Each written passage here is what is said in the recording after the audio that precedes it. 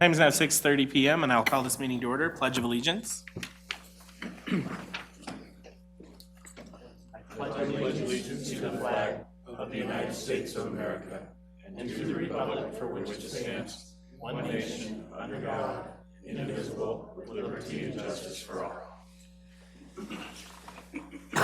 Roll call, please. Mayor Lofgren. Here. Mayor Pro Tem Ott. Here. Trustee Counterman. Here. Trustee Doherty. Here. Trustee Jeffrey. Here. Trustee Morris. Here. Trustee Strock. Here. Thank you. The next item on the agenda is the approval of the agenda. Do I have a motion? I move to approve the agenda as presented. Second. I have a motion and a second. All in favor, say aye. Aye. All opposed? The agenda is approved as presented. Next item is audience business. Did we have any? No audience business tonight. So the next item on the agenda is the consent agenda. For the benefit of our audience, the items on tonight's consent agenda are the payment approval report in the amount of $215,981.99 and the January 21st, 2020 minutes. Do I have a motion? I move to approve the consent agenda as presented. Second. Motion and a second. Roll call, please. Trustee Jeffrey. Yes. Trustee Strock. Yes. Trustee Ott. Aye. Trustee Morris. Yep. Mayor Lofgren. Yes. Trustee Doherty. Agenda is approved by a 7-0 vote. Next item on the agenda is the action items, and the first action item is our public hearing concerning ordinance 2020-650 regarding the Planning Commission. Ms. John. Members of the board, Maureen Duran, Town Attorney. Ordinance 650 is presented to you tonight really as a result of a history that the town has had in difficulty in recruiting members to the town's planning commission. And because we have so much going on in the land development world right now, without our planning commission being able to be seated, and yet our land use review processing requiring planning commission input, this board determined that it made sense to recommend to the planning commission to consider an ordinance to basically eliminate the planning commission. We did take this ordinance to the planning commission at its meeting of 1/21 this year, and they did make a recommendation to this board that you do adopt ordinance 650 as presented. Essentially, what all the language in ordinance 650 does is it just combed through the code, both the land development code and the provisions of the code that don't necessarily address land development issues, and anywhere there was a mention of planning commission, adjusted the code to eliminate those mentions. That's the purpose of ordinance 650. Is it a unanimous recommendation? Okay. Questions or comments for Maureen? Trustee Morris? Yeah, just a quick question. Can you clarify, is this removing or eliminating the planning commission altogether, or just taking away the review powers and such for it? This eliminates the planning commission altogether because we really don't have any membership on the planning commission except for one gentleman. We did recruit some people to sit temporarily on the planning commission so that they could sort of as a Band-Aid address these issues and the oil and gas regulations that you're going to hear later on tonight. But we haven't had any luck in recruiting anybody else to sit on the planning commission, so this eliminates the planning commission. Now, does that mean that for all eternity, the town will never operate with a planning commission? No, it does not. I mean, if in the future we find that citizen involvement increases, you start to get a lot of inquiries from people about planning commission, we could basically reverse this ordinance and put all that review step back in. I mean, when a planning commission does sit, it can be very beneficial to the elected officials, to the Board of Trustees or a council, because they do a lot of the vetting of sort of the details of a land use application. But in this case, we just haven't had that opportunity. And frankly, most of the subdivisions that we have in town that have really been developing over the last few years have had a separate land use review process written in their annexation agreements that wasn't requiring that planning commission step anyway. So for the most part, I don't think it's really going to have a negative effect on how the town handles land use applications. Have we advertised the Planning Commission in our newsletter and described the duties of the Planning Commission? So we had previously, but not real recently because we were just struggling we didn't have any planning commission meetings. at that time too, so we were reaching out to people, asking them to get it, because at one point we were full, and then a couple people went off, and so, but we did try. On the website too? Yeah, I think, and I don't know about, it's been a while since we switched over, and I don't know if that all stuff transferred, sorry. But we were trying to talk to residents as they came in, and the people, at one point, we had enough people on there, so we didn't have to be hunting for people, and then 2 people expired and they didn't want back on, and we were having difficulty even getting, I think the planning commission before this last very recent one, we barely had a quorum, so. So are we saying if we do this, that we're not interested in a planning commission? Just temporarily then, or? Yeah, if you approve this ordinance, you are saying that you are eliminating planning commission review in the land use process. So, yes. And when you ask me about temporarily, as I said, you can reverse this decision, or future boards, anybody, the elected governing body can change their mind in the future and reinstitute the planning commission, because you have statutory authority to put a planning commission in place. So what would initiate us in the future of trying to get a planning commission then? Well, it may be that you're seeing a lot of land use applications where you're spending a lot of your time just vetting details like, is there adequate parking, and should the parking be located here? And those sort of details of a land use application that sometimes a planning commission can just sort of eliminate, help understand what those conditions are, and then present sort of the package as a whole to this board. It's a great step for vetting land use applications at times. But as I said, in the town of Lochbuie, frankly, most of the development that we've seen over the last few years has been in Blue Lake, Lochbuie Center, Silver Peaks. All of those have annexation agreements that don't utilize a planning commission review step anyway. All right, thank you.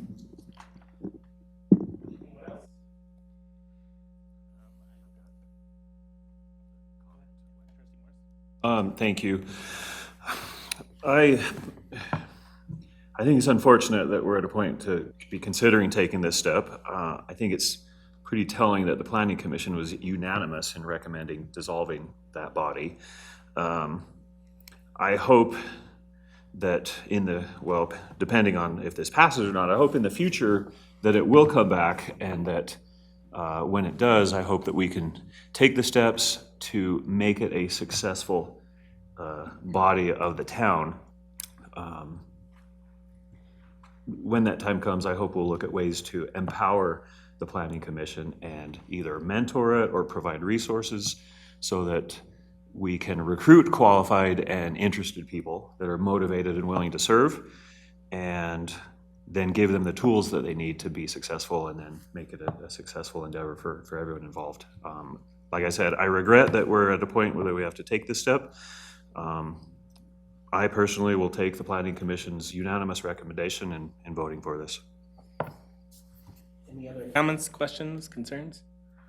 I would just echo what Trustee Morris said. And that's part of the reason I asked the initial question I did, is I know there's at least one member of the Planning Commission that had joined at a time when there was still interest, and even he sees the need to eliminate it this time. So for that reason, I'm also going to vote yes when the vote comes around. So any other questions, comments, concerns? I will entertain a motion. I move, I think we just need to open a public. Oh, yeah, I forgot. Sorry about that. At this time, at 6:40 p.m., I will open a public hearing. If there is anyone in the audience who wishes to speak on this matter, they may come forward. Seeing none, I will close the public hearing at 6:40 p.m., and now I will entertain a motion. I move to approve ordinance number 2020-650, an ordinance of the Board of Trustees of the Town of Lochbuie, Colorado, amending Section 1-3-60, Article 7 of Chapter 2, and several sections of Chapter 19 of the Town Code concerning the Planning Commission in order to allow for all duties and authorities of the Planning Commission to be performed and exercised by the Board of Trustees, and eliminating the Planning Commission review step in certain land use application reviews and declaring an emergency. Do I have a second? Second. I have a motion and a second. Roll call, please. Trustee Strock, No. Trustee Doherty, Yes. Trustee Morris, Yes. Mayor Lofgren, Yes. Trustee Counterman. Reluctantly, yes. Trustee Ott. Trustee Jeffrey. Yes. Thank you. Motion carries 6-1. Next item on the agenda is the public hearing concerning ordinance 2020-649. Mr. Sura.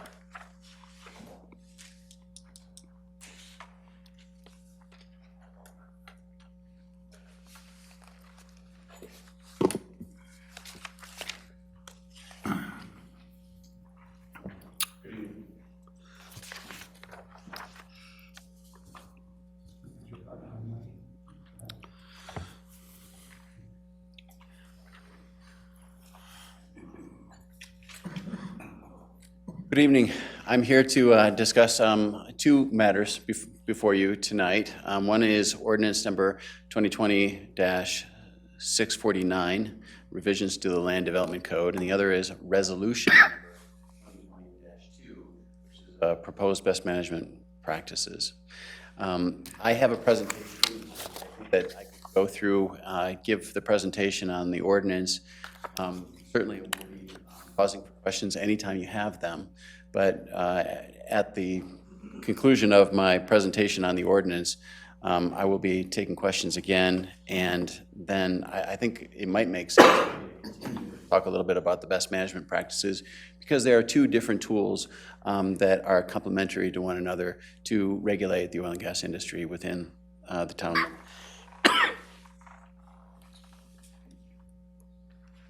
So the 649 ordinance, town of Lac Bowie, as you know, got a lot of oil and gas development in and around it at this point. In fact, you can see that there are two sections within the center of the town of Lac Bowie that are rare in that they are not developed, actually 2.5 sections. So it's my understanding that there will be requests to develop that land.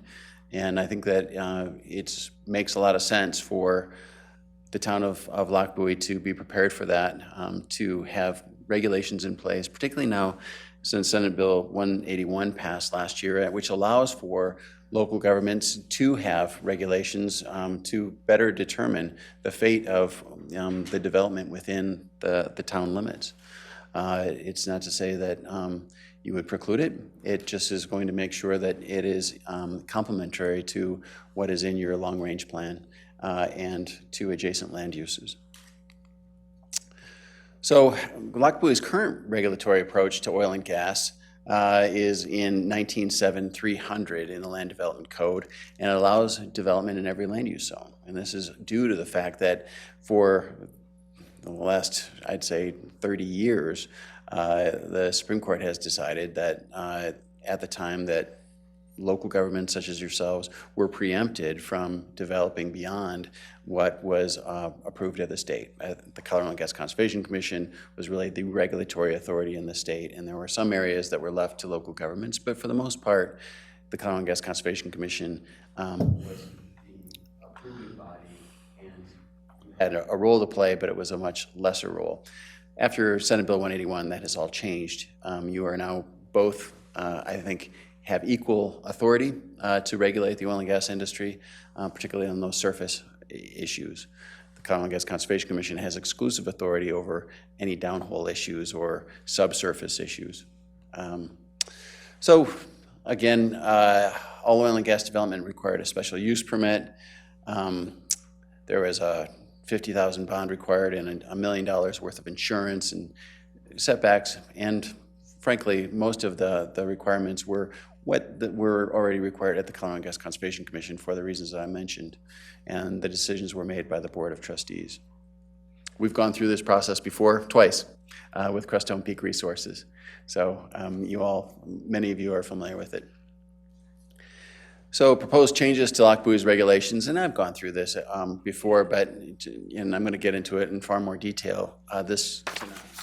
But there's going to be a process, a lot like the conditional use permit process that you have, where there's a pre-application, an application submittal, the staff reviews that for completeness, there's going to be a review and referral, staff gives comments, they give comments back, or they respond to those comments, and then finally there's a staff review and report to the board in a hearing before you.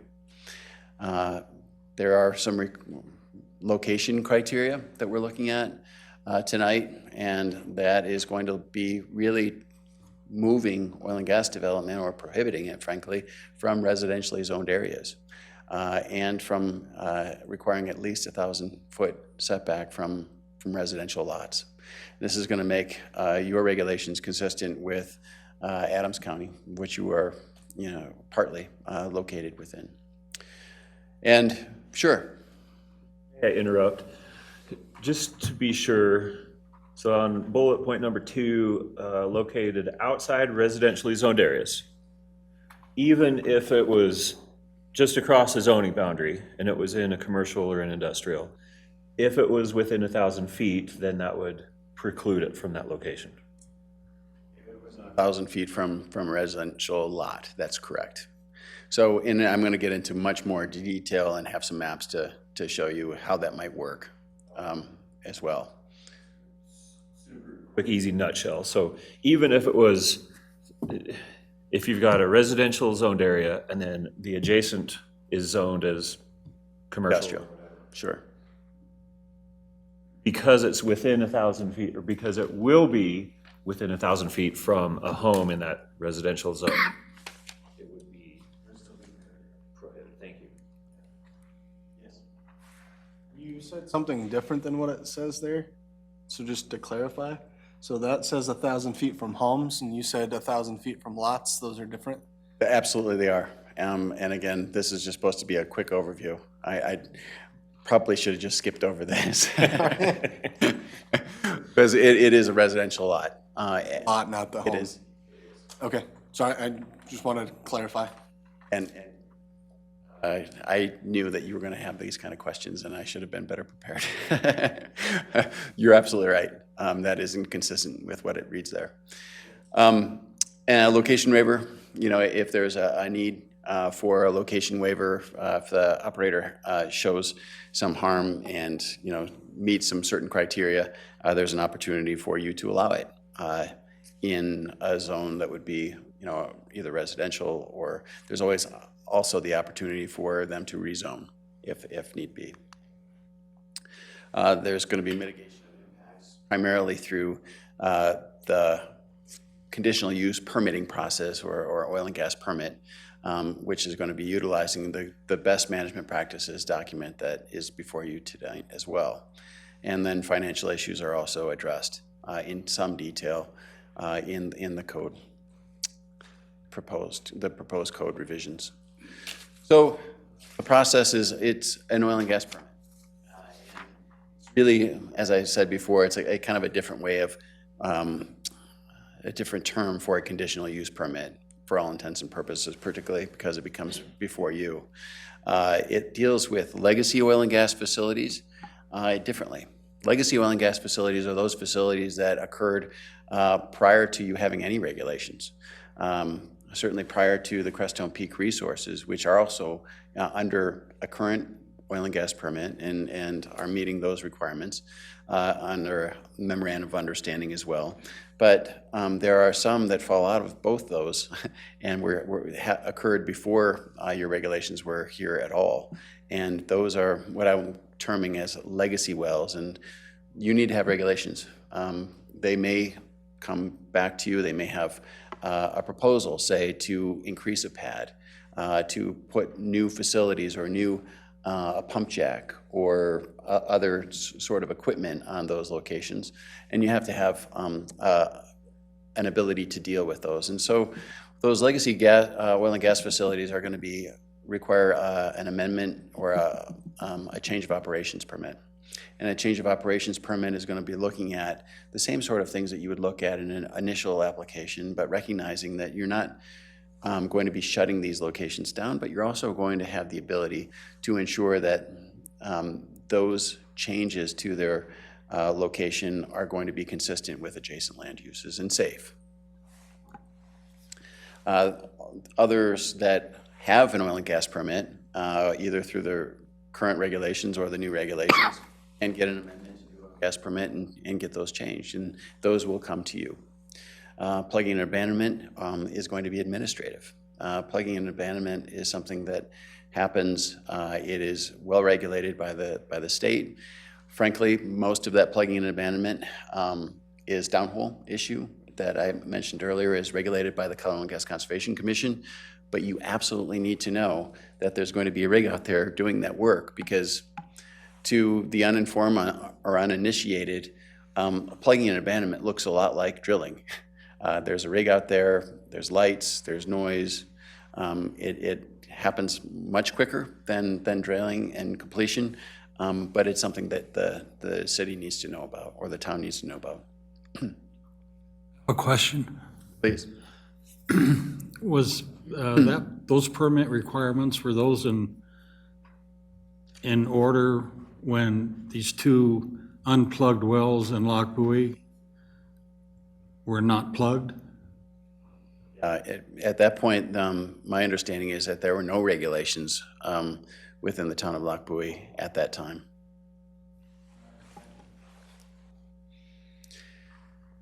So getting into the duration of the permit, a permit is really about how long it's going to take for them to develop.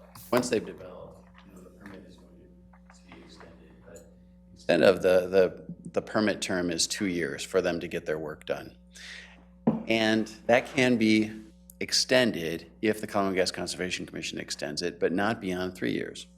And the reason that we're having that condensed time is because you all are experiencing a lot of growth right now. And if they happen to fall into an area that is 1,000 feet away from homes or is properly zoned, it may be something that is going to change quite rapidly. If there's residential development nearby, we want to make sure that that residential development stays a safe distance away from new oil and gas facilities, which is where the majority of the impacts are when they're drilling and completing those wells. And so we want to make sure that that is condensed as quickly and they get in and out as quickly as possible. The timeframe may be extended for up to 1 year by the town administrator, and any extensions beyond that would have to come to you. Fees are also outlined in section 320, and the application fee is $10,000. There's a cost reimbursement agreement, which is in the current code.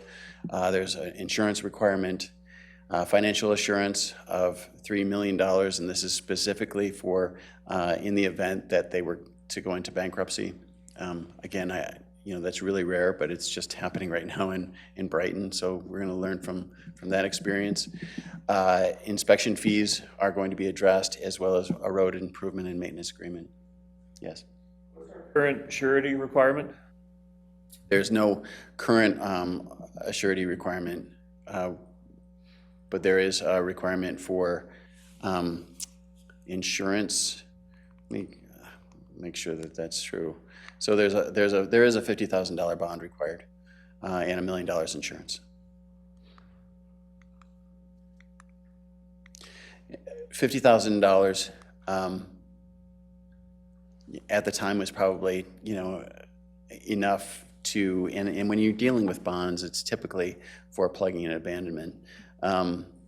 Right now, they're looking at about $84,000 per well to plug and abandon a well that has been left or orphaned, and so $50,000 is not going to go very far.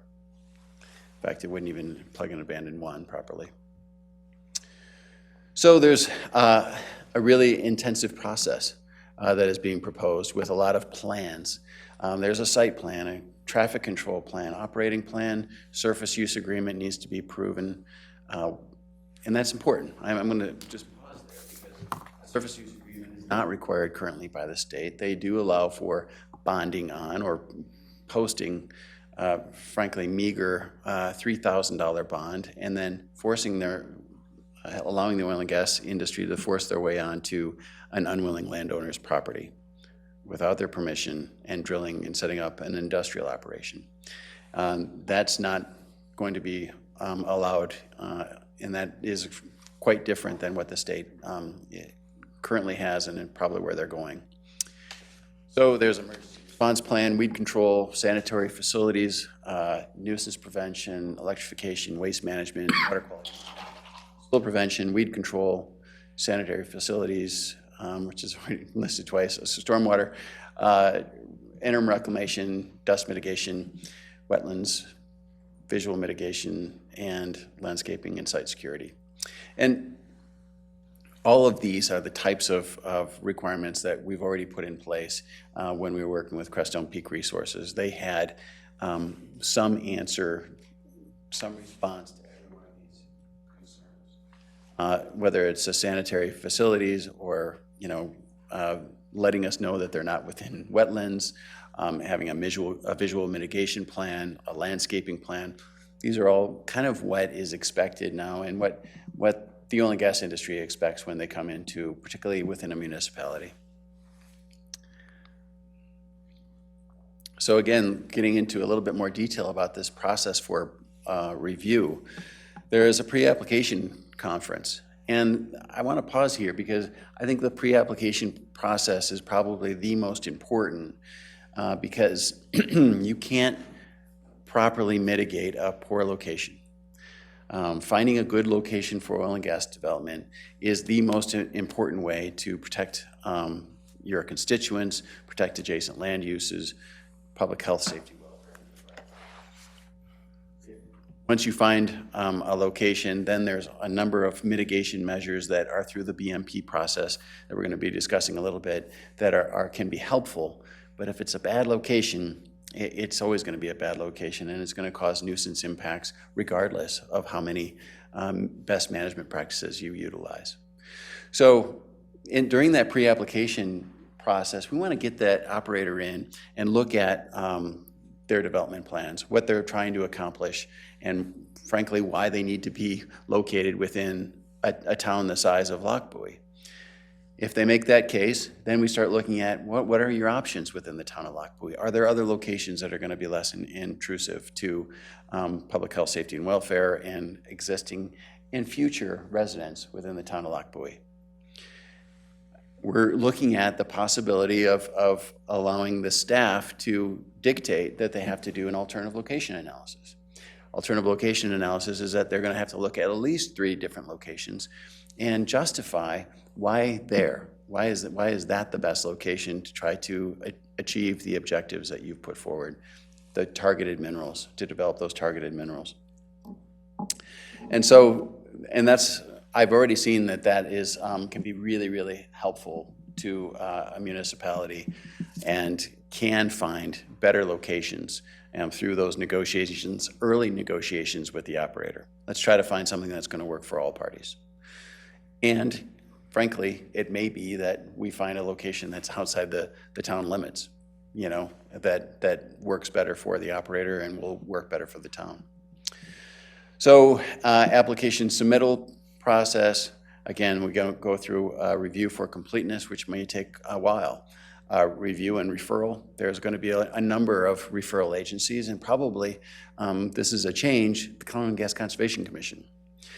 So local governments under Senate Bill 181 have the ability to require the operator to go to the local government first and get their disposition on their application first before even going to the state.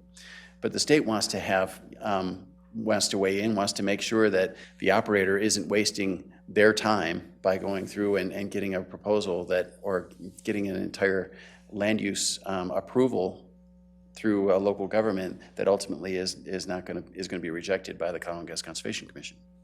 So we're going to have probably a more coordinated process, and certainly invite them to be a referral agency. I would expect. It's going to be staff comments and applicant response, and then finally there's going to come a packet, as you've seen before, that's going to come before you with all the information and all the conditions of approval that you'll have the opportunity to vote yes or no at a hearing, at a public hearing. So criteria for review, these are the criteria that you're going to be considering. Certainly they have to have an application that is complete. They need to make sure that they are meeting the location restrictions, which we're going to go into in a minute, unless a waiver is obtained. And then application substantially complies with provisions and practices in the BMP document.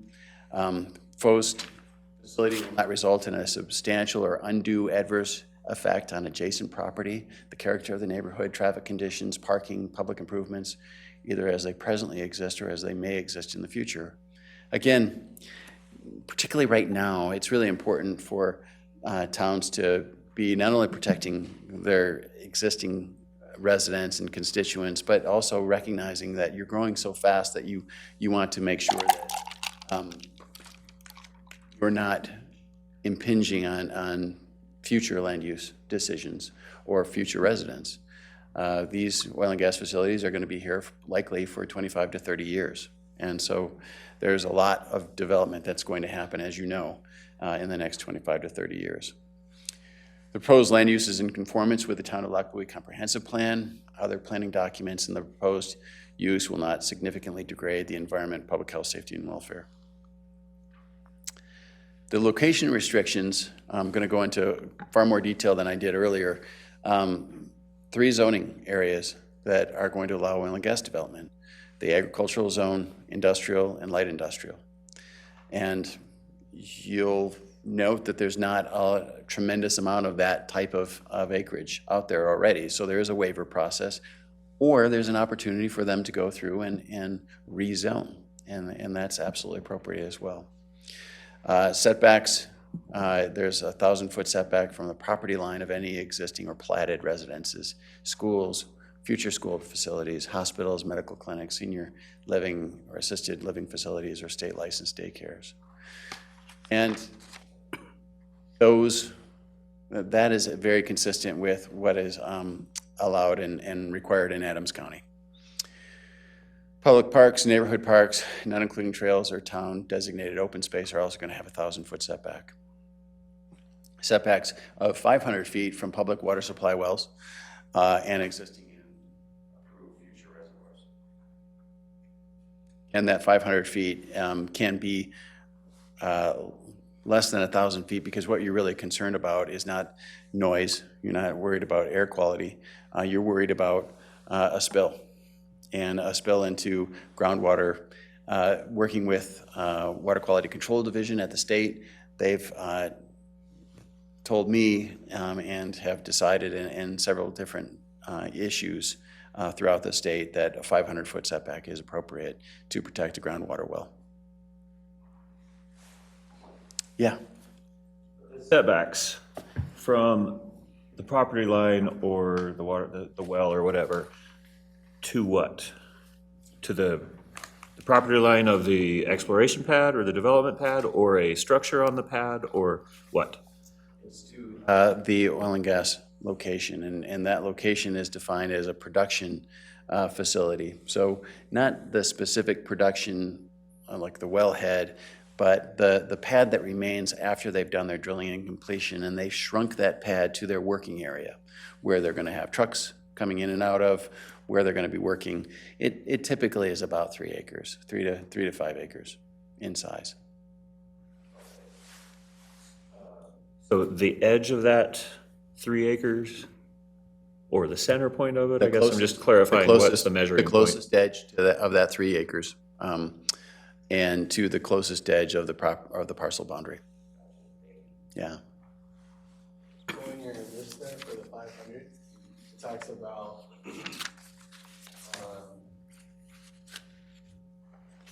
public water supply wells, existing and approved future reservoirs. But what about water sources for those reservoirs? The water has to get to the reservoir somehow, so if there's streams and things like that.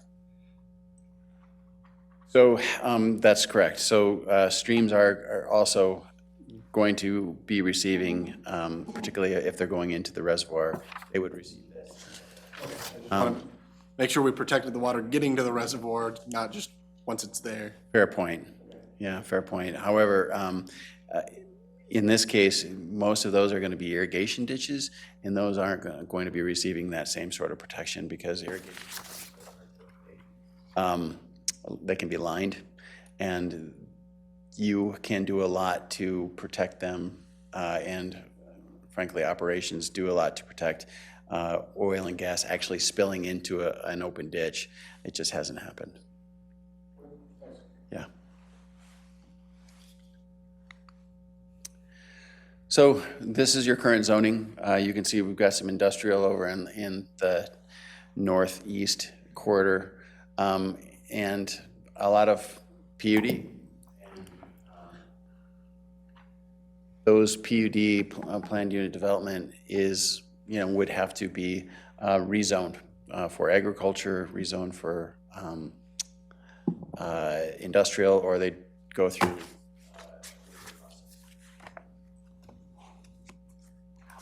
So this is an area right in the middle of town, and you can see here that the areas that are currently developed or are platted, 1,000 feet from those platted subdivisions, still leaves an area about the size of 15 to 19 acres within the middle of that quarter.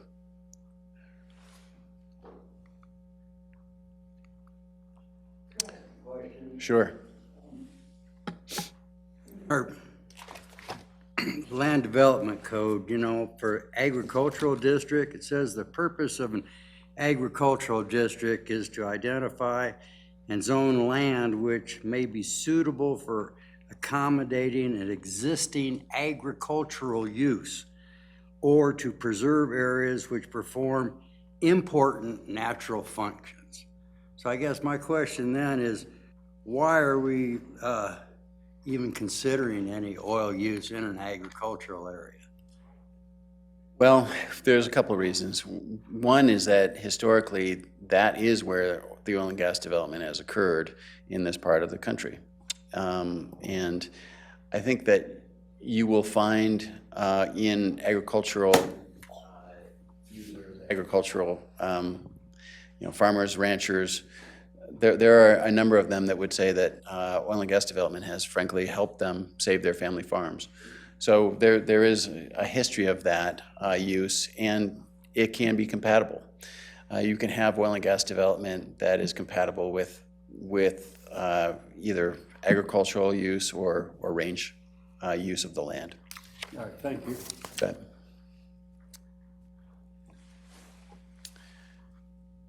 So criteria for a location waiver, the location has to satisfy all the other criteria. There are extraordinary hardships or practical difficulties that result from the strict compliance with the zoning restriction or the setbacks, and then protection of public health, safety, and welfare are served to a greater extent by waiver than by strict adherence. It's a point typically of looking at fairness, as well as ensuring that public welfare can include economic development. And so you have the discretion to determine what is in the best interest and in the welfare of your constituents and the future of Lac Bowie. You bet. So if someone were to seek a waiver, I assume the burden is on them to demonstrate these elements and not on us to reject them? That's correct. Okay.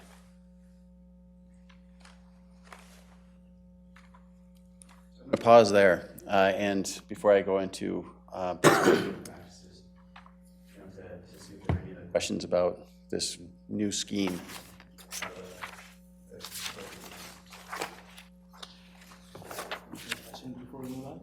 Track? I have a lot of questions, but maybe there are more comments on what we're doing. I'm not sure how to address any of this, so please be patient, I guess. If there are comments, can we wait till he's done with his Sure, presentation? Questions for sure. It'd probably be better to wait. Okay. Okay. So, best management practices. One of the requirements of Senate Bill 181 is that it gives much greater latitude to local governments to protect public health, safety, welfare, and the environment. But those regulations are reasonable and necessary. And what does that mean? Well, ultimately, that decision, what is reasonable and necessary, may be decided by the courts. The way that I look at it is reasonable and necessary is it reasonable? Is it achieving the end goal in a reasonable way that's still allowing for oil and gas development, but your end goal being public health, safety, welfare, and the environment. The other is that are they reasonable? Is it something that the industry has shown that they can do? And so all of these best management practices are taken from different resource management plans, oil and gas operator agreements, memorandums of understanding, places where the oil and gas industry has already agreed. In fact, Crestone Peak Resources and a lot of what we required or came to an agreement with Crestone Peak Resources has found its way into this document as best management practices. So I put them into these categories of air quality, water quality, pipelines, emergency response plans, inspections, transportation, noise mitigation, community outreach. Community outreach, we're going to get into a little bit, but I see that as also kind of a best practice. The better operators are willing to communicate both with you as well as adjacent landowners. Reclamation, risk management, safety, and visual mitigation. Air quality, really important part of air quality is utilization of pipelines, and that is going to be discussed in a lot of these different subjects. But use of pipelines eliminates the use of tanks, and tanks are the greatest source of volatile organic compounds, benzene, and other toxins that you don't want anybody breathing downwind. But use of electric equipment, clearly, there is access to electric lines in this area, and they should be using line power whenever feasible. Green completions is already required, dust and odor controls, and no bleed pneumatic valves. Chemical disclosure and storage for water quality, also requiring that they test available water wells within a half a mile and test all plugged and abandoned wells within the drilling and spacing unit. And that's an issue that has just recently come up with the RISA interest in that area and some of those oil and gas wells that may not have been properly plugged and abandoned, and we would want to make sure that if any oil and gas development did occur, that they went in and inspected those to ensure that that no oil and gas had been liberated and is now venting to the surface. Water quality, there's a list of specifically prohibited hydraulic fracturing chemicals, and this is something that came out of some scientific research that was in your packet. And this is something that we've already banned in the Crestone Peak Resources operations that are happening to the north. Yeah.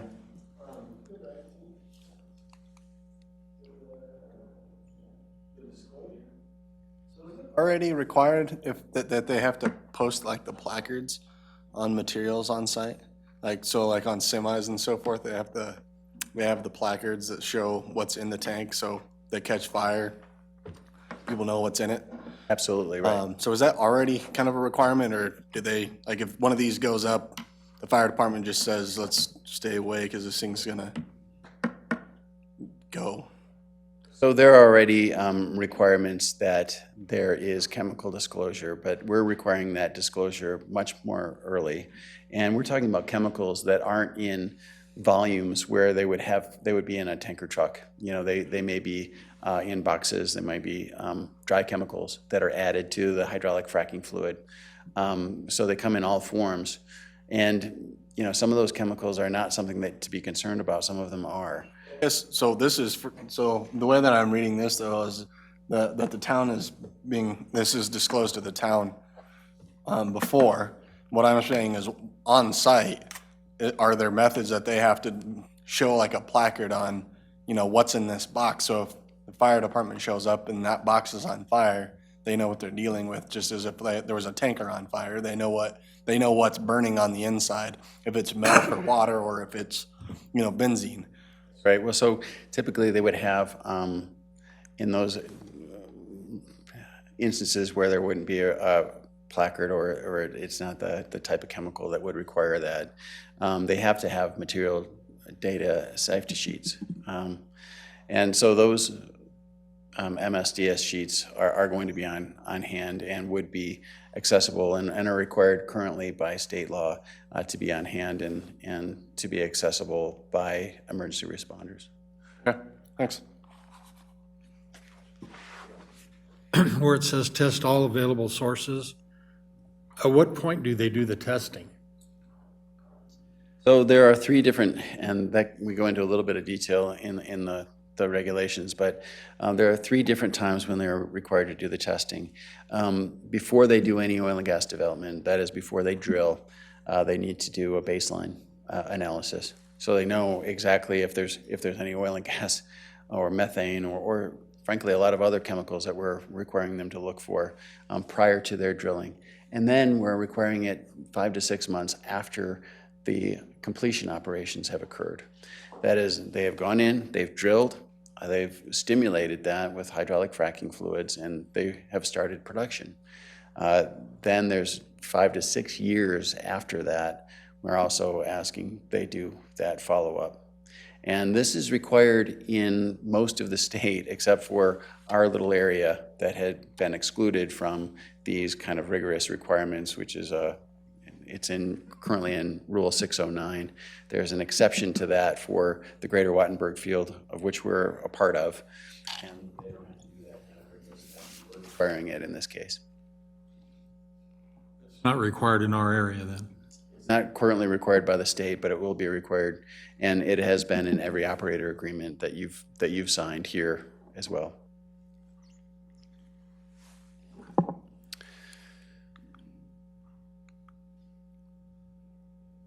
Closed loop pitless systems, again, you're not going to see any pits on the Front Range anymore, but it's something that we've included. Containment berms, making sure that they're utilizing steel berms and an impermeable floor when there's any tanks necessary. Even if they're using pipelines, they're still going to have a tank on site. That could be for produced water, it could be for just storage in the event that there's a problem with the pipeline, and we're going to make sure that there's berms around those. Use of pipelines, strongly encouraged in every one of these sections, and they have to prove that there is practically no possibility of getting a pipeline, and that burden is going to be on the operator. Noise mitigation, we're going to require noise mitigation well beyond the Colorado Gas Conservation Commission. Right now, the Colorado Gas Conservation Commission allows for industrial level noise of 75 to 80 decibels during drilling and hydraulic fracturing, and that is going to be reduced to just 4 decibels over baseline, or 55 decibels, whichever is higher. And 55 decibels is considered residential.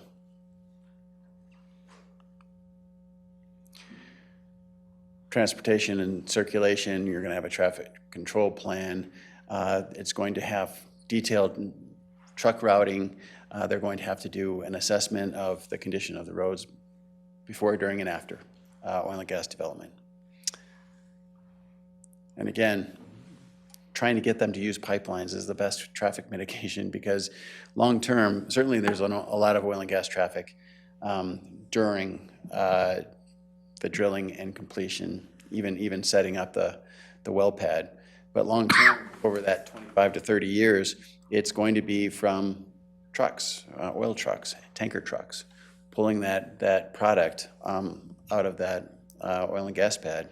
And if that's being done through a pipeline, you've eliminated literally tens of thousands of truck trips.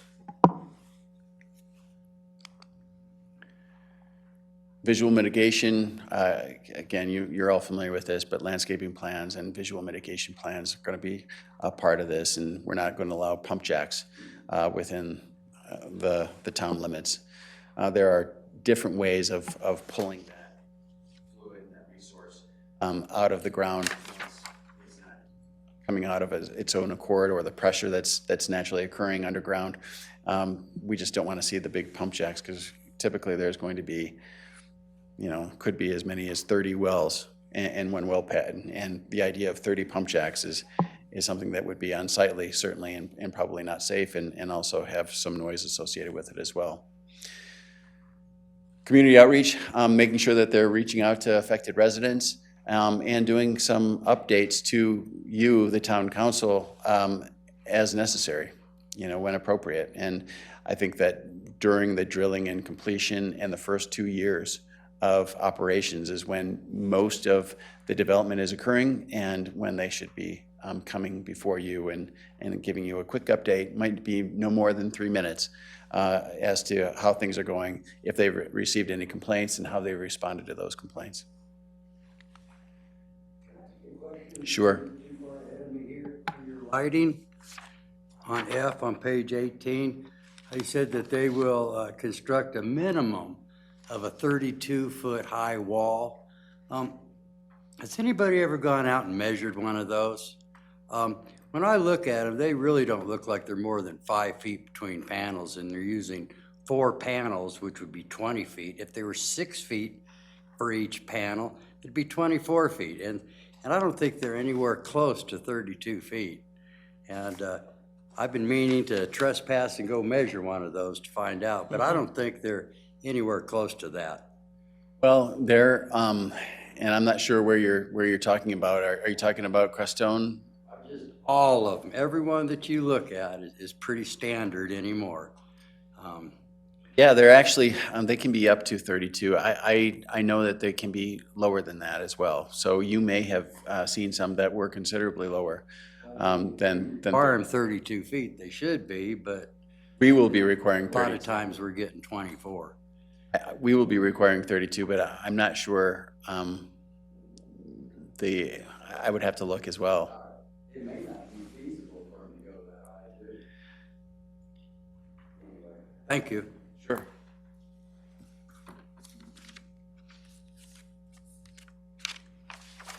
Final reclamation plan, no more than 6 months after plugging and abandoning, they have to remove the pipelines.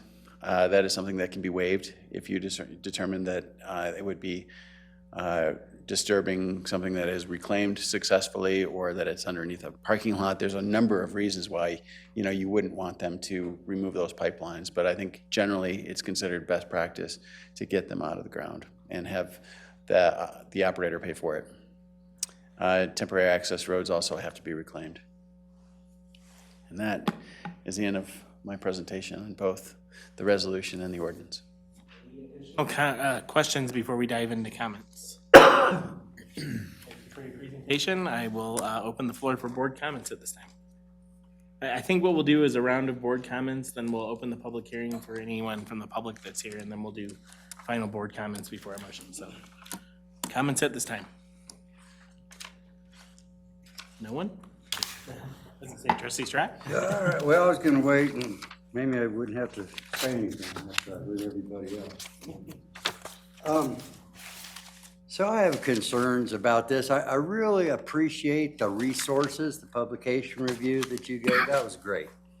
And so, actually, Colorado Public Broadcasting had the latest October 2019 review that the State and Health Department did, and I don't know if anybody had a chance to look at that. The magic number on most of those were 2,500 feet. So if I go to like the second resource that you have here, they talk about fires and explosions. We recently had a fire yesterday in Platteville. A generator exploded there. It says 116 were self-reported, but it also states in that report that many of them go unreported, which kind of concerns me. The next one down, when we look at it, it says, based on the literature review, concluded that 1,500-foot setback is necessary to address pollution, odor, and noise impacts. The fourth one was pretty good.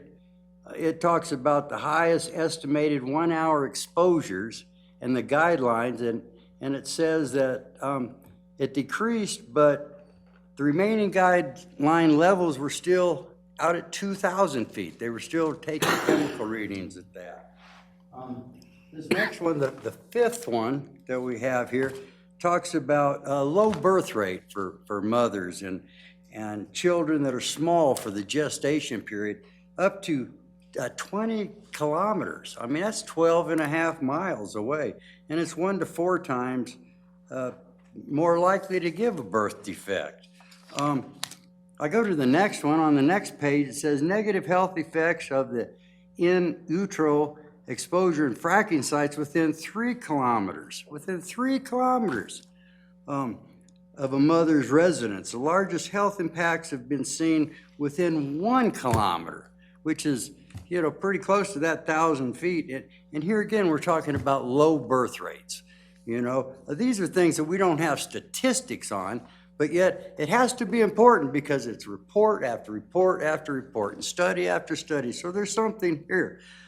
They find here in the next one that 65% of the ozone problems on the worst day are pollutants from the oil and gas production areas. You know, like you say, 9% is due to transportation. The next one says 55% of the pollution in our town, you know, comes from this. This one I really like here, and this is a good point. It said reviewed setbacks distances in Texas, Pennsylvania, West Virginia, Ohio, Maryland, and they found that setbacks were not determined from peer reviewed data analysis, but were based on compromises. And that's what we've been talking about here. But in that same thing, it concludes that catastrophic events, thermal modeling, vapor cloud modeling, and air pollution data indicates that 1,500 feet is not sufficient to protect the public health and safety. The next report says there's levels out to 2,000 feet. On page 3, it's right at the very top of the page, it says higher risks of neural tube defects for babies born in close proximity to natural gas wells. You know, the next one says a quarter mile is not sufficient. Here we go. The one after that is community-based monitoring near unconventional oil and gas operation demonstrate elevations in concentrations of hazardous air pollutants under a range of circumstances. Of special concern are high concentrates of benzene, hydrogen sulfide, and formaldehyde, as well as chemicals. Chemical mixtures listed at operations were observed impacts to residents' quality of life.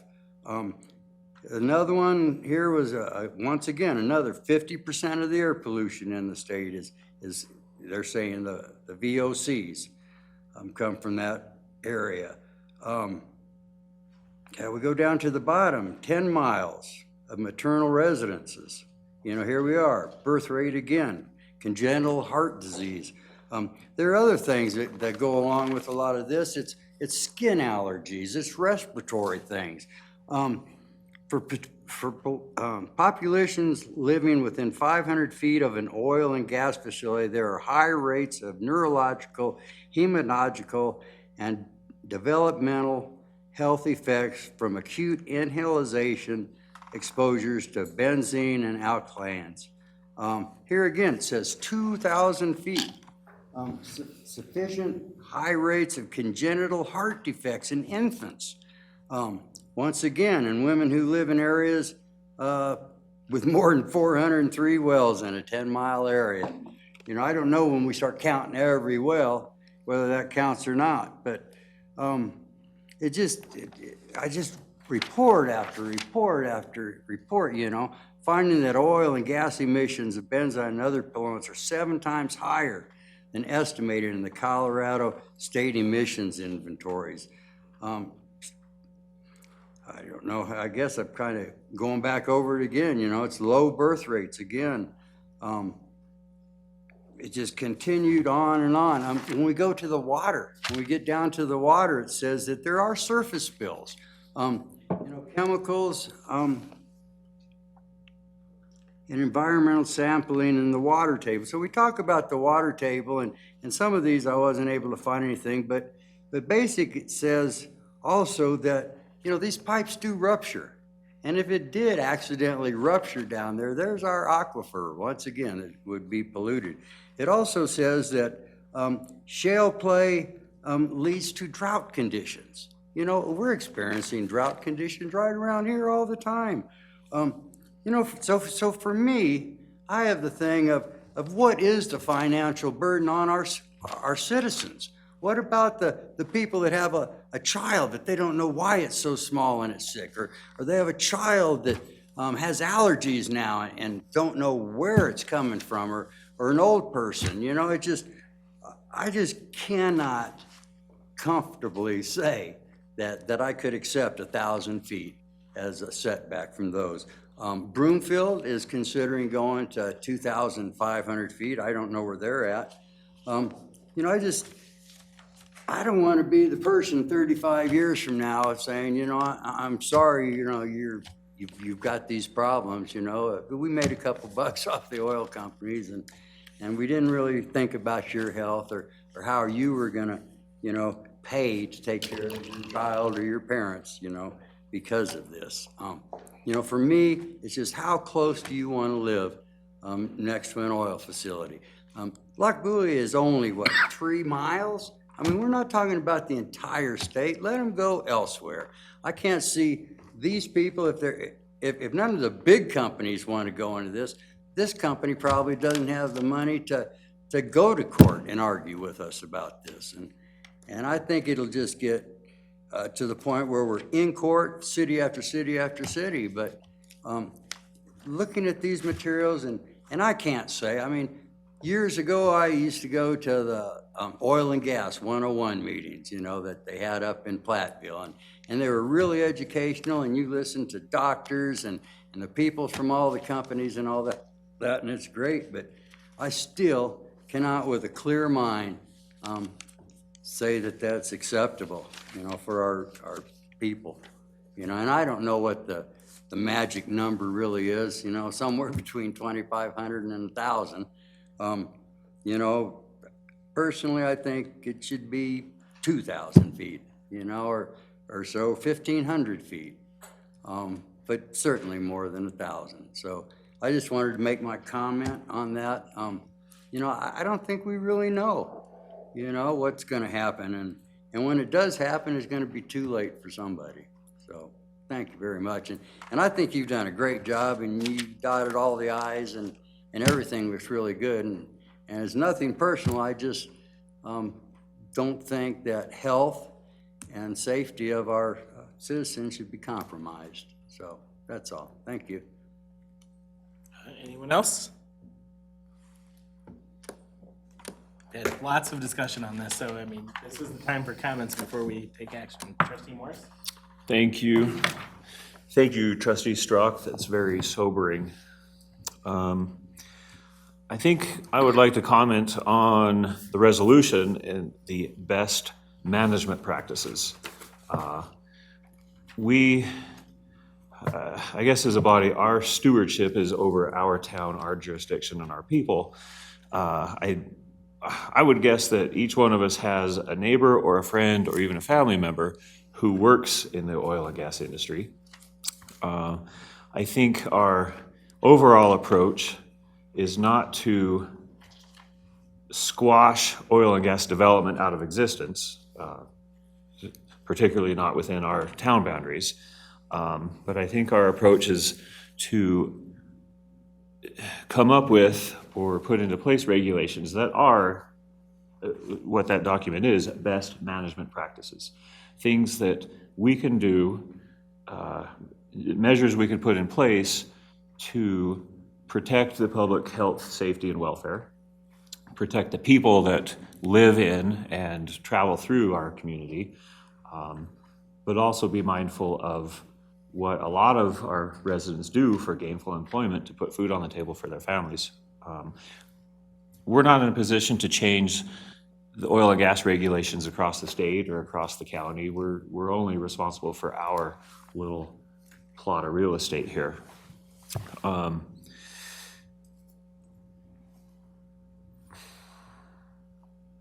I think, well, I appreciate the work that's been done, especially by Mr. Sura.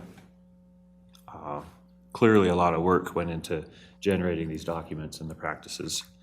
I liked the way that they're spelled out. They're common sense, they're practical, and they're also reasonable. And by that I mean, if we did want to put in place a 5,000-foot setback, or a 10,000-foot setback, or a 20-mile setback, which we would all love, it's not reasonable.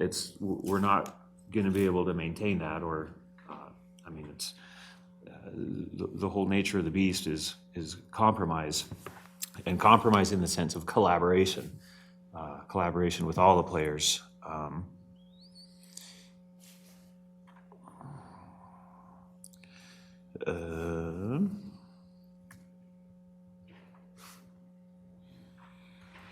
I think that's it. That's my comments. Anyone else? I think I would just say I echo almost everything that Trustee Morris said. I think is spot on. This is about finding a workable and reasonable middle ground that protects health, safety, and welfare of our residents, but also recognizes we're a Weld County town. And Weld County towns mean there's a lot of people that live here that work in oil and gas. And we have to be respectful of that fact when we decide how do we protect our boundaries while at the same time not sending a message that oil and gas has no place here. And I think this does that. But I would also add, I think Trustee Strzok makes some really good points, and maybe we don't know the health effects that 1,000-foot or 2,000 or 5,000-foot does. I mean, and if Broomfield takes the action to go a lot farther, we can always come back in 3 months and say, we like that package that Mr. Sura put together, but we really like what Broomfield did with a 2,500-foot setback, and let's add that into our package. But I think for today, where we're at now, knowing that only one jurisdiction has taken affirmative action on this so far, and that is Adams County, and they've said 1,000 foot, and they're willing to be the tip of that sphere, I think we follow in their footsteps and come back and talk about this more later if someone else decides we're gonna be the spear a little more aggressively. If we wanna follow then, we can follow then. But for now, I find the package we have in front of us acceptable, and I intend to vote yes. So, anyone else before I open the floor? So at this time, it is 7:38 p.m. I will open the public hearing if there's anyone in the audience that wishes to speak on this matter. Seeing none, I will close the public hearing at 7:38 p.m. And I will entertain any final board comments before I open the floor for a motion. Seeing none, I will entertain a motion. Question, are we doing these together or separately? Separately. I will make a motion to adopt ordinance 2020-649, an ordinance of the Board of Trustees of the Town of Lochbuie, Colorado, amending section 19-2-230, repealing and readopting Division 3 of Article 7, amending section 19-7-520, governing oil and gas development within the town, setting the penalty for violations thereof, and terminating the moratorium on acceptance, processing, and approval of land use applications, and any other requests for approval to conduct oil and gas exploration, extraction, or development within the town limits. I have a motion. Do I have a second? Second. A motion and a second. Roll call, please.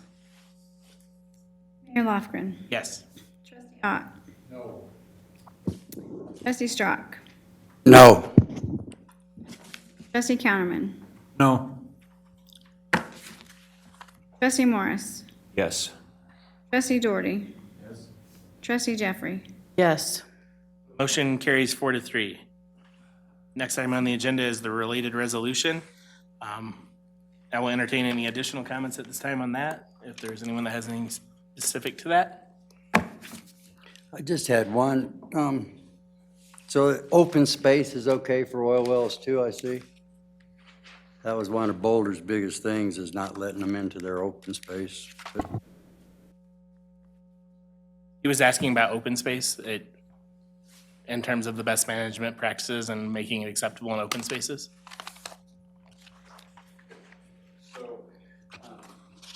think it's in that chart.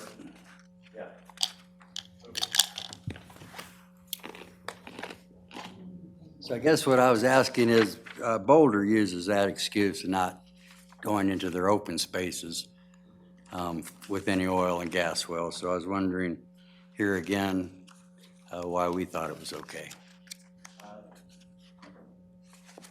Thank you for the question. My understanding is that Boulder has, well, right now, they're in a moratorium, but their past regulations and what I've seen in a preview of their future regulations, that they will not be prohibiting oil and gas development within Boulder County open space. And the reason being is that there is so much Boulder County open space that it would push oil and gas development closer to residential areas. And I think that first and foremost, certainly we all care about our open spaces. We're all Coloradans. But I think public health, safety, and welfare has got to be first and foremost in all of our minds. And sometimes putting something into what might be a cultural area or open space makes more sense than a water source, as an example. Thank you. Any other comments on the resolution? I will entertain a motion. I move to approve resolution number 2020-2, a resolution of the Board of Trustees for the town of Lockbowie, Colorado, adopting the oil and gas best management practices in conjunction with the town's adoption of new oil and gas regulations as set forth in Division 3 of Article 7 of Chapter 19 of the Lockbowie Land Development Code. Second. Motion and second, roll call, please. Trustee Morris. Yes. Trustee Doherty. Mayor Lofgren. Yes. Trustee Counterman. Yes. Trustee Ott. No. Trustee Strock. No. Jeffrey. Yes. Motion carries 5-2. Next item on the agenda is discussion items. There are none tonight. Next item after that is staff comments. Mr. Stamey.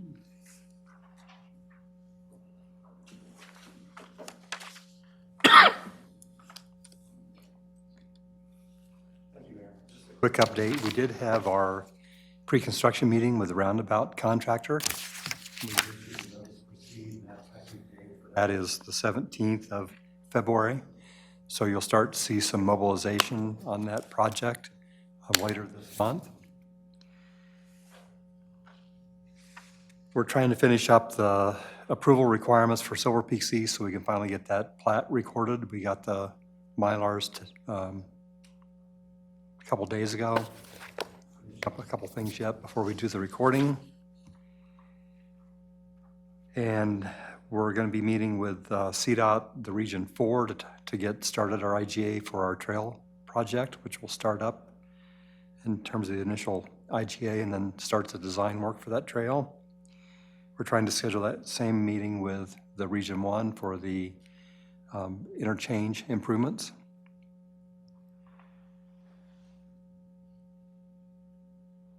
And I did attend the, just for informational purposes, the Fulton Ditch Annual Shareholders Meeting, which was kind of an interesting meeting, talked about their program, what they're doing, and since we're now the owner of 39 shares, and we'll probably have more shares in the future. Finalization. So I think it's good that we participate in those. That's all I have tonight. Thank you for your update. Any other staff have updates tonight?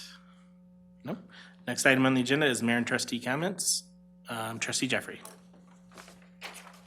I had the pleasure of attending the chamber banquet on Saturday night. It was a nice event, as it was last year when I went, and so I just appreciated the opportunity to go and represent our town.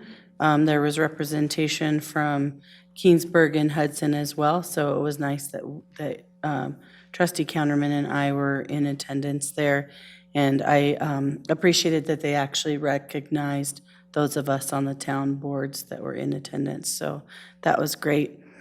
In looking at Town Administrator Stamey's update to us and seeing that he attended a census meeting. I was trying to remember if we had made a decision about trying to get a census committee together or not, but it's probably something that we should review. I was thinking about adding that as a discussion item to our next meeting. It seemed like there was chilly interest at the first time we talked about it, but now that it is kind of heating up, it might be time. The thing I will remind everyone is that they did inform us that we would have to reach out to other community players, so we'd have to see if Keensburg and Hudson and the school district and all of those are also interested. I would be willing to help with reaching out to folks if we decide we want to move in that direction, and I would love to see that on our next agenda. And I don't have anything else. Thank you. Trustee Doherty? I think the only thing that I have is, I know there's been, a lot of discussion about kind of the status of County Road 2. But one thing that I've kind of looked into over the last couple of weeks is actually what, like, CDOT regulations are now. Their regulations and what their recommendations are for paving in cold weather. And even though it's been really nice in January, it actually hasn't met the regulations that they put forth based on ground temperatures, consistent temperatures throughout. And so even based on like CDOT's recommendations for paving, even though, to a lot of us, it seems like it has been really nice and we should be doing this work, it actually would have gone against what CDOT recommends and requires for their own paving. So I know we're all anxious to get the project moving forward and done, but I think we also want to make sure that it's done right and we're not having to go in and repair it because it was put down on cold ground or something like that in a year from now, because that's going to be just as disruptive. So, just to kind of help address those, I think, we've been on a good path. It's definitely not the path we all kind of wanted to be on, but at this point in time, I think it was a good decision that was made not to move forward with that at this time. So I just kind of wanted to note that. That's all that I have. Trustee, How's our search for our Public Works Director coming? Advertised, and so that's, I don't know when the closing date is on that, but, okay. Open till filled, just in case we get a good applicant, we can just start interviewing, but That's been helping out with the management of that group, and Oh, that's fine. I was just looking for some update as to if anything was going on or not. advertised, yeah. Mhm. Yep. Trustee Strack? Oh, boy. Personally, I think 2 is a dangerous mess right now. That's all. Thank you. Trustee Morris? I have nothing. Trustee Cameron? Yeah, I'd like to piggyback on Trustee Jeffrey's comments about the Southeast dinner that we went to. I thought it was very interesting. I was surprised that it was as interesting as it was. And they did make mention of Loch Buoy in good terms, so that was nice to hear also. We got some recognition for our town. And I was also interested in how the search was going for the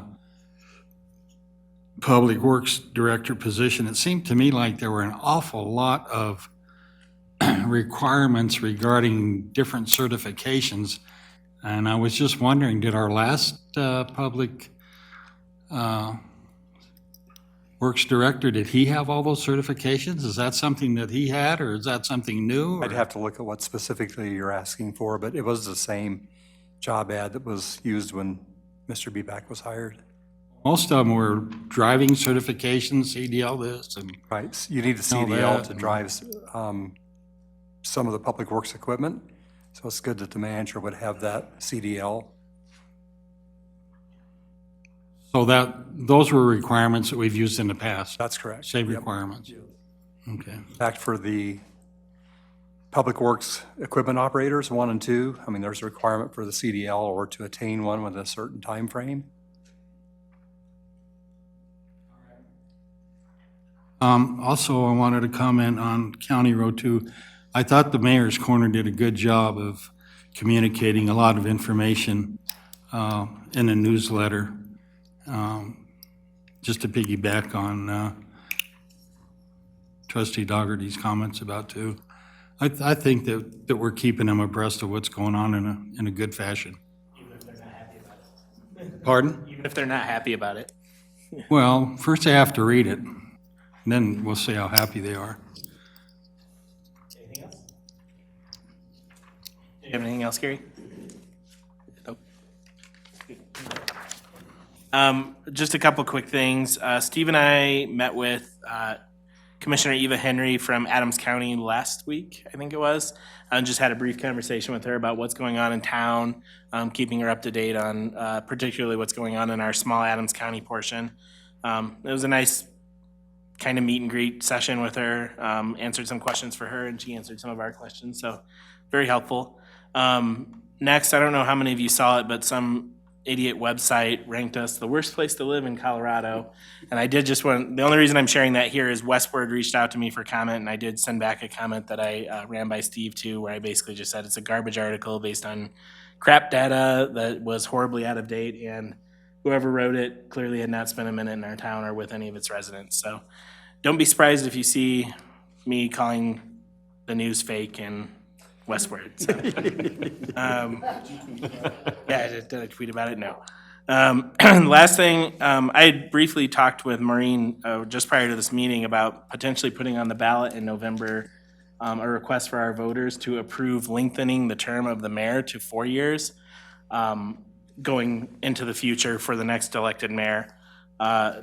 Partially because in my experience, having now done this job for a year and a half and winding down my term, I can tell you it goes incredibly fast, and it's really hard to accomplish big goals when the term is that short. So I think in the future, if our citizens will allow it, we should make the mayor's term also 4 years and a 2-term limit. I'll probably put that as a discussion item on our next agenda, but I just wanted to toss it out there so you guys had a chance to think about it before it's on the agenda. Last couple things is just a couple of dates for the board to know. Steve has reached out to Brighton. We are tentatively set for a sewer board meeting on March 12th, which is a Thursday. I think it's me, Larry, and I can't remember who the alternate is. But March 12th is the sewer board meeting. Is it you? I think that might be right, yeah. And then there's a meet and greet tentatively scheduled with Brighton for, let me check the date on that one. Was that it? Yeah, tentatively set for April 28th from 5:30 to 7. And they haven't given us a location yet. I'm assuming it's probably going to be at their town, their city hall, because that's right before their work session. So April 28th at 5:30. And then the last one, Steve realized he's gonna be out of town on March 31st, so we need to reschedule the State of the Town and the board retreat. Did you have any date in mind, Steve? I don't at the moment. I would probably look at a, maybe a May date. May 12th? Does that work for everyone? May 12th would be the second Tuesday in May. Is that when you're gone? So, look. I will be here. Okay. Wait, here we go. No. I will be gone.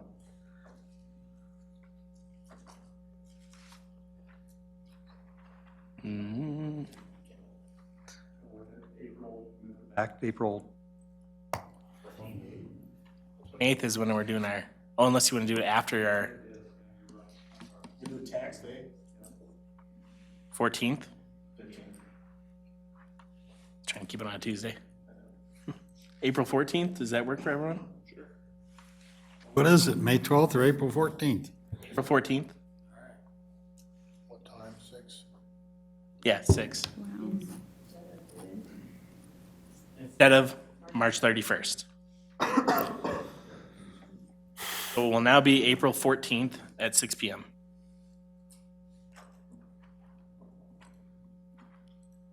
With the retreat following? Yeah.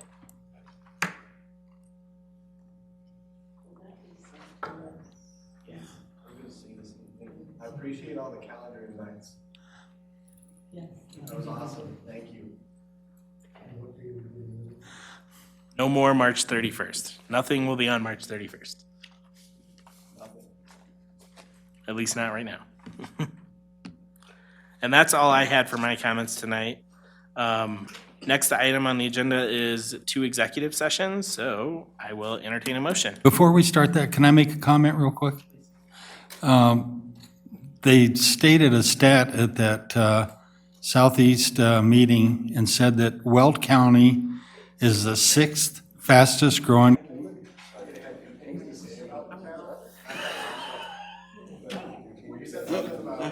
Wow, really? Hanging out with my oil and gas friends. I'm like, I have to get your computer. Oh, like, really? Wow. So I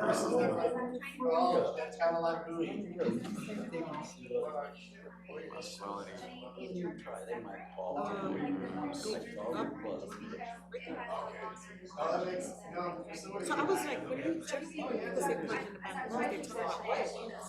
I was just like, not only their houses. No, right. Yeah.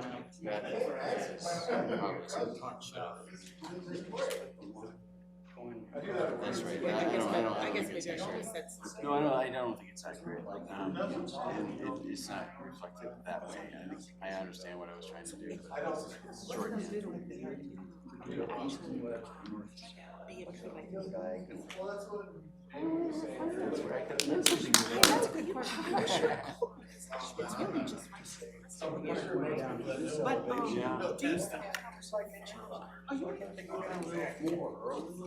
I'm just seeing if Matt's gonna leave and I'm gonna take his chair. Oh, okay. You can do that.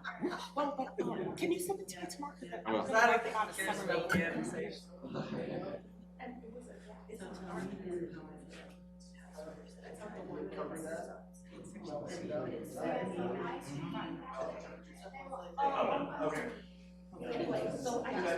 Can I sit up here? Guess who is no longer a client of RG's? Oh, big surprise. Couldn't wait to tell you. I'm like, you are just gonna be so surprised. Well, I had scheduled a time to go down and see him on Tuesday, and I titled the meeting, because I've really been backing off. Just everything that comes in, every So phone they're just call. gonna not use a planner. Yeah, every phone call I've just said, I think you should get a hold of the town administrator, have this conversation with them. Because he didn't want me billing for just general planning questions. There's nobody that can answer them. And No, so, but I mean, but the rumor I heard was they were gonna use a committee. so the planning commission, it's gonna be great, because the planning commission chair, who actually understands that they need something, direction. He. Who is that? Is that Kurt Earhart? No, it's not Kurt. I'll think of it. Anyway, he sent me the agenda for the planning commission. And I'm pretty sure he wasn't supposed to, so I responded to Bob. I said, should I respond to him? Because it's a right-of-way vacation. And they've been such cowboys about right-of-way vacations. And so the way this lady wrote it, it's just like, and all I want to do, and she's taking a remnant of another road right-of-way and leaving this piece, and they'll never see that big piece of picture. So I said, Oh, bye, Jill, thank you so much. Yeah, nice to see you again. We're gonna try to set up another meeting. Yeah, I saw an email about the 18th at 3, and I responded to Matt that worked for me, but 4 would be a lot better. I think that works fine, Okay, so I'll try. but double check. Okay. Okay, thank you, we'll talk, thanks. no worries. Well, No news is, consider yourself lucky. I don't take it personal at all. I You know, know the that you funny do, thing but is, you had been more invested. When I went there, I told them, I want nothing more than you guys to be self-sufficient. If we can train somebody to read the code, that would be awesome. Yeah. I was up in Keystone skiing all weekend, And I was sitting in the bar having a drink on Saturday, and I look over and there's Grant Hafner, who's one of the